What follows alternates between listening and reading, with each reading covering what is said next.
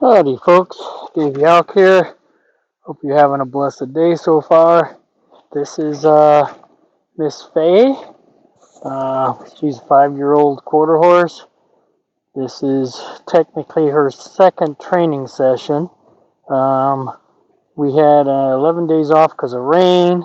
During that mud, she pulled a shoe and was 3-footed limp from the missing a shoe, so I couldn't work her till we got the shoe back on. She got put on yesterday, so we're back to square one.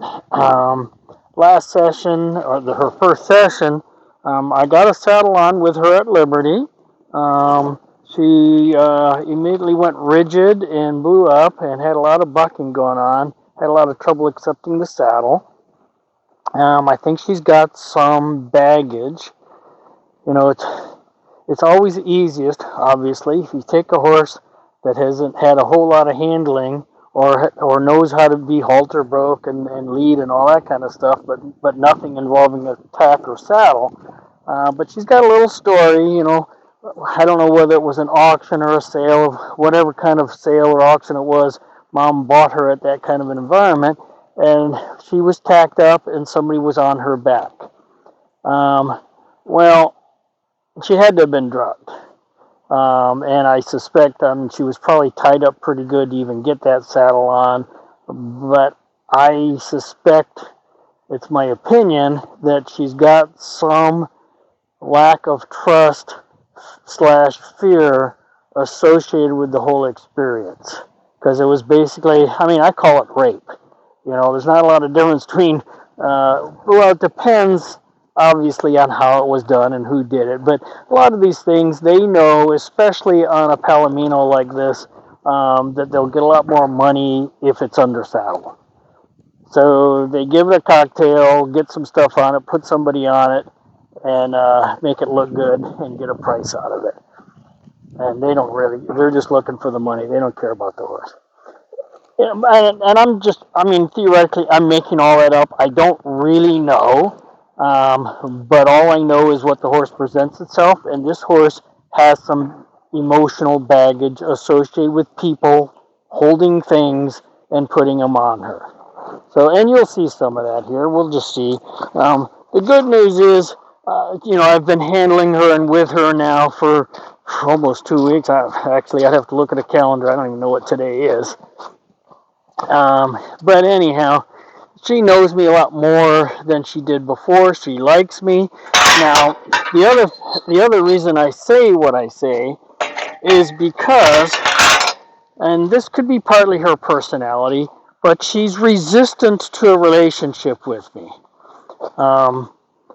She's very insecure horse. I can see that in her dealings in the paddock with another horse. When you take a horse out that's with her, she screams and she has a problem with it. She's not now because I've worked with her enough to tell her you're not allowed to vocalize. When a horse is with me, they're not with another horse. Hey, Pappy, yes, you're here to help. So, she's very calm and relaxed right now. She looks good. But, if I want to come over here and pick her up and say, walk with me, the question is, will she? If we've established a relationship and I want a horse to voluntarily yield itself to me. And now, I don't know if you're religious or not. It doesn't matter really. But I'm Christian, and I believe this thing about free will and God's will. God gave us freedom and gave us free will, but he's also got his own will. And what he wants us to do is voluntarily yield our will to his will. His way is better for us. He knows the best way for us, and we don't. We struggle with making our decisions. There's no difference between that and me with the horse, except I'm God and the horse is me. I like to think I know what's better for this horse than this horse does. This horse has free will. It can go anywhere it wants. It can move its feet within the boundaries of its world. I want it to yield that free will when it's with me to me. I want it to give its decisions to me, mostly regarding its feet, but everything about it, really. When it's with me, I expect it to do what I tell it to do.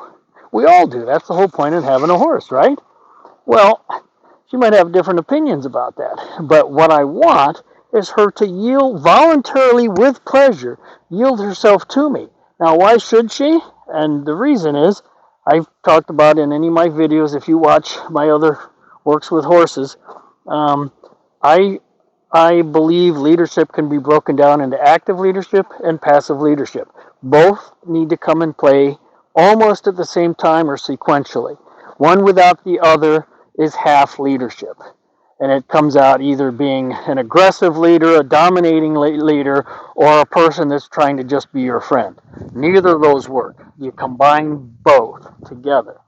Okay, and that's my approach that I use, leadership approach, to explain to the horse that I want you to follow me around. I want you to voluntarily yield yourself to me and ask yourself, what does Dave want me to do now?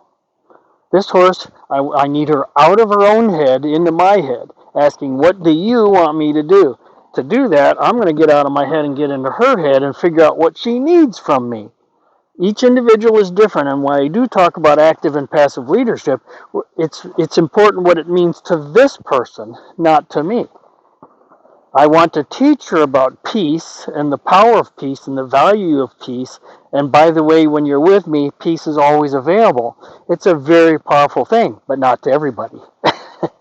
So you always got to go, the art of leadership is understanding from the individual follower's perspective what needs they have and what means leadership to them, what they need from you, and then going inside yourself and giving what that individual needs from you. And you know, it's for most individuals, it's not that big a deal, but there's always outliers. And you know, the nature of what I do, I get outliers. So now she's over here with Pappy. I kissed to her, and I'm inviting her to go with me, and instead she's leaving, so she's misunderstanding me. She did lick and chew right there. Every time she licks and chew, I want to give her a little moment of peace. That's a reduction of anxiety and stress, and which allows them to think and make good non-emotional decisions. Okay, so she's relaxing. I'm going to come over here and pick her up again. She keeps looking at my horses. So I'm going to ask her to come with me. That is a very difficult decision for her to make. She is, but it's lackluster and she doesn't really give a shit. It's not too bad. But she doesn't have this deep need to be with me or desire to be with me right now. And normally after my first session with a horse, you can go look at the other horses starting videos in the last few months. Go back to March or something of this year and watch as I work with the horses, how after the first session they're with me. And she's not, so she's a little different, but and you can see how she's interacting with me here.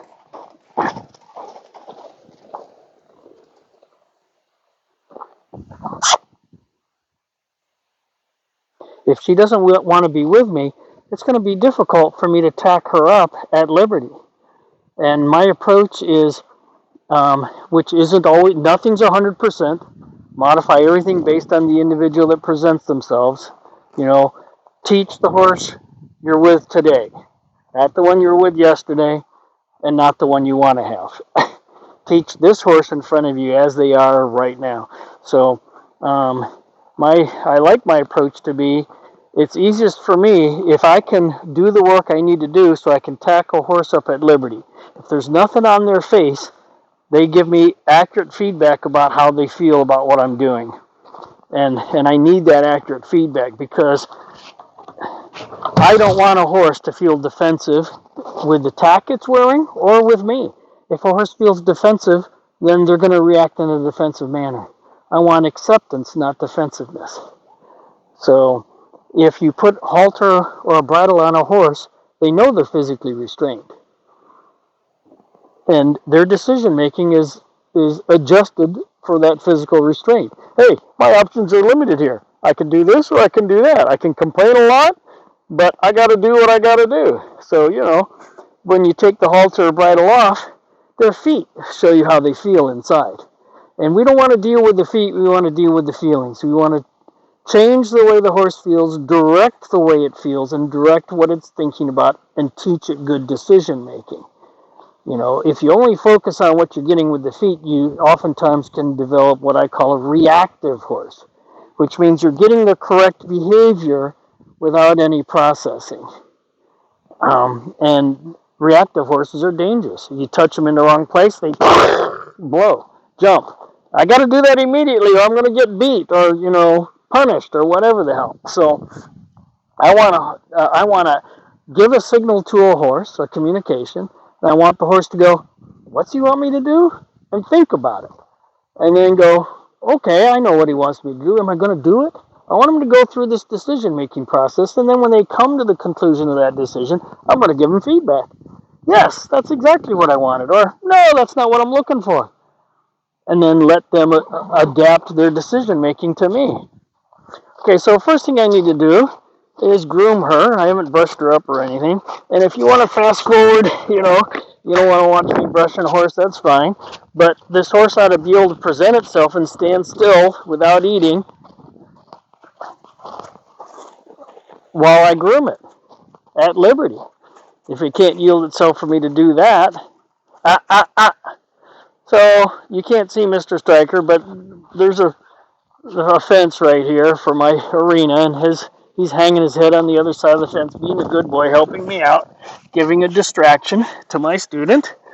That's one of his and Pappy's jobs, is to distract the horse I'm with. And that makes things harder for me, but it makes the horse a better horse when they're done. Because who doesn't have distractions where you're riding a horse or what you're doing with the horse? And you want the horse to teach the horse, ignore distractions, focus on me. Your world is me. My world is you. Now we're going to have a job to do sometimes, depending on what it is you've given the horse the job to do. But we need to focus on the job also. But that's the main thing, is to focus on each other. The job is easy if we're focusing on each other, because we're partners in doing our job together.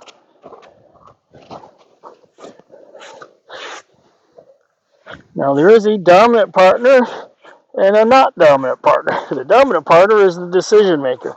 The way I look at that is this horse has a superior sensory system to me. Like, her senses go out 5 miles and mine don't. She knows things with her senses that I don't know. I want her to keep me informed about things she knows that I don't know. So one of her jobs is inform me. Tell me what you know. Her other job is then do what I tell you to do. My job is to make decisions. Gather the information she has available to her and that I have available to me, and come up with the best decision for the two of us.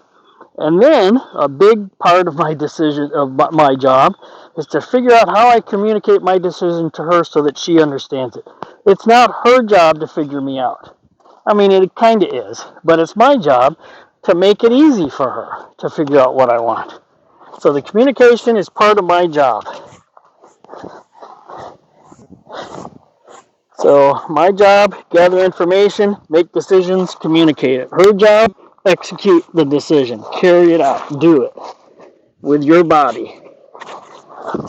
Okay, so she's perfectly happy and willing to stand here, walk with me. My stuff's over here. It'd be easier if I don't have to walk back and forth. Come on. So she's not interested in being with me. Oh, good. But I made it harder because the horses are over there. So I'm asking her to come away from the horses that she's got a magnetism to, naturally. And that's all okay. Good girl. So she's doing a real good job of letting me groom her without moving her feet around. So once I take possession of a horse, I turn to the horse and say, "You're with me," and I've already done that with her. Those are my feet. One of the decisions I make is regarding what her feet should be doing at any given time. Her job is to move her feet based on my decision, or not move her feet. based on my decisions. But that only works if the horse cares about you. So part of the leadership process is teaching the horse to care about you, to sensitize the horse to you and your decisions. You have to make yourself important to the horse. Okay, and I didn't bring fly spray over, and I think I need to refill my fly spray. You probably don't want to wait while I do that. And where's my face? I don't have a face brush in here.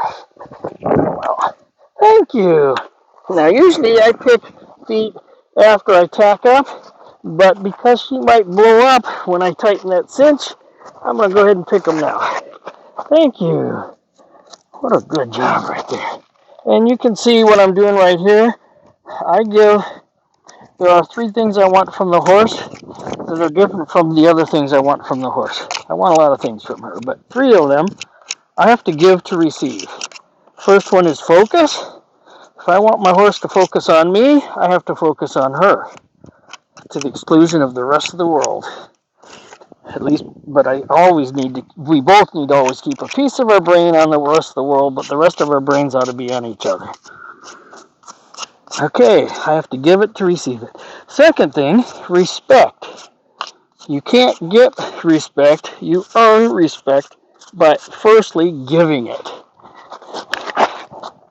You give respect to receive respect.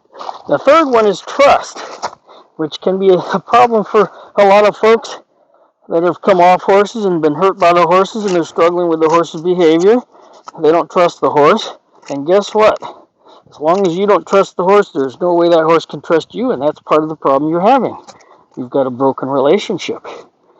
Where's that going to start? It has to start with the human, not the horse. Horse is never going to trust you until you can demonstrate trust to the horse. So you can see I'm putting myself in what could easily be called a compromising position. I'm down on one knee. I'm asking the horse I'm putting its foot on my knee. I don't know if you can see that. And I'm asking the horse to hold its foot on my knee voluntarily. And she's struggling in the back end here. You're okay. And it's interesting, I got to make a note of that she's got some problems in her back end here in terms of sensitivity. She needs the back end desensitized more. She's actually, this hip is quivering. The muscle is quivering. She's nervous. So, noted. So, 3 things to give, to receive: focus or attention,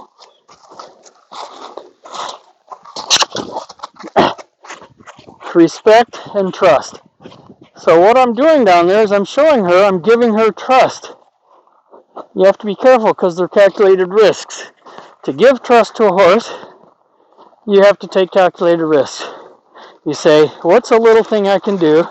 And me being behind her like this and putting pressure on that butt, don't. And you can see what she thinks about all this. She's communicating to me and saying, hey, I'm not happy with what's going on here. I'm not a pushover. You're making me a little nervous. I don't like you and what you're doing and how you're treating me. She actually feels like I'm being a little bit too aggressive. That's how she's coming across.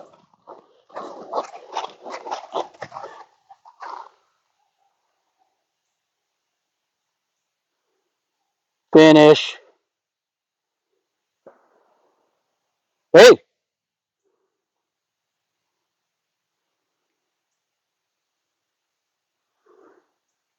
I need both ears. Good. So the ears are flip-flopping. That's communication between her left and right brain. Information flying back and forth. She's thinking, but she's also got some feeling going on in one or both brains. She's actually defensive right now with me. This is defensiveness. And she's happy as long as you're just going to brush her or do nothing that she doesn't mind doing, but as soon as you start to do something she doesn't like, she gets all defensive and pissy about it. So, got to make a note of that. Because part of this is exploring the personality of the individual you're with so you can deal with them with their personality. If you've got a very defensive person, you got to diffuse that defensiveness. If you got a person that is a little worried about things, or sometimes you meet a person that is a very dominant person and doesn't like it when people tell them what to do. And so you have to kind of treat them in a different way if you want their cooperation and if you want them to actually yield themselves to you. So you can see when I go to her back end, she's worried about that. Ah! No. Good.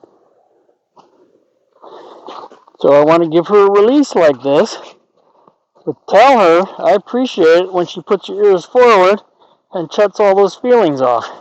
You got way too many feelings, defensive feelings especially. I want a calm, relaxed, thoughtful horse that's in school that I can turn to and say, hey, I'm trying to teach you something here, and that they can go, oh, that's an interesting thing you're trying to teach me. Come on back. Good. Yeah, I'm going to have to work on that fly spray. Not many flies out here, but it just warmed up.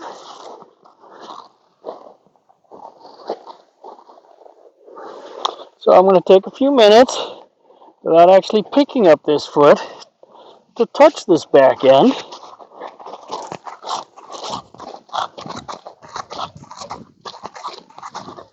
And rear end sensitivity on a horse is natural. There's whole body sensitivity, especially head and ear sensitivity. All that is natural. People go, oh, this horse was beat. Well, no, maybe it just wasn't taught to not be afraid of you and to not defend its main body parts. This horse's back end has a bunch of stuff going on back there, but that's its engine and brakes, but it can't go anywhere without that back end working. So she's going to defend her back end from it. When I first introduced myself, she was ear shy with me and head shy. And a lot of that's gone, but not completely. I can still feel it a little bit. But I can also feel that she's having trouble right there. I started to go back, she started to work forward, and I arrested my movement to further back. I want to interact with her in a nicer way, a gentler, slower way.